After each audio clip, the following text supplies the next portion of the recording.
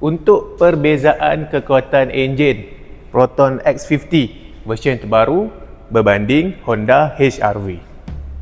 Proton X50 FL version terbaru ni datang dengan kekuatan enjin 1.5 turbo 181 PS dan 290 Nm torque.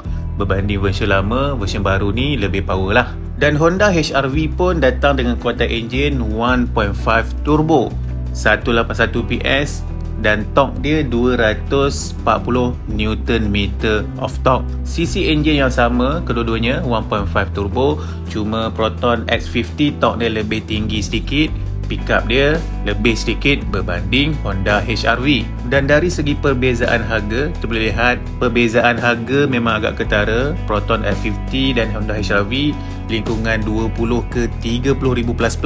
Proton X50 harganya lebih mampu milik berbanding Honda HR-V. Sebab apa? Sebab Proton X50 ni adalah keluaran pihak Malaysia, cukai import tak bayar. So kita jimat kat situ lah. Tapi kedua-duanya pun merupakan sebuah kereta yang sangat okey untuk anda miliki. Setiap kereta ada lebih ada kurang dia. Jadi untuk anda yang berminat untuk memiliki Proton X50, kita buka kembali package mampu milik untuk anda. Package zero deposit, zero bayaran muka untuk Proton X50 version terbaru, X50 FL. Kita faham tak semua rakyat Malaysia mampu untuk bayar 10% down payment, lingkungan 9 ke 10 ribu ringgit. Agak besar tu. Jadi kita buka package ni untuk permudahkan urusan customer bagi proses pembelian Proton X50. Kita akan bagi rebate diskaun yang besar untuk customer, dan rebate diskaun ni dah cover untuk pembayaran deposit, booking fee, road tax tahun pertama, insurans tahun pertama, down payment dan lain-lain. So disebabkan itu, customer tak perlu bayar 1 sen pun untuk bayaran muka, bayaran deposit ataupun down payment. Ambil kereta Proton X50 anda hari ni tanpa mengeluarkan modal 1 sen pun. Bayaran bulanan, bulan-bulan berikutnya baru start bayar. Itu best dia untuk package Proton X50 mampu milik ni.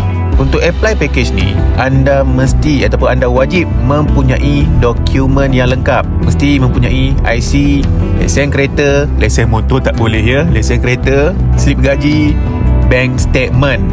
Gaji tak boleh cash, gaji mesti masuk bank. So bank statement diperlukan.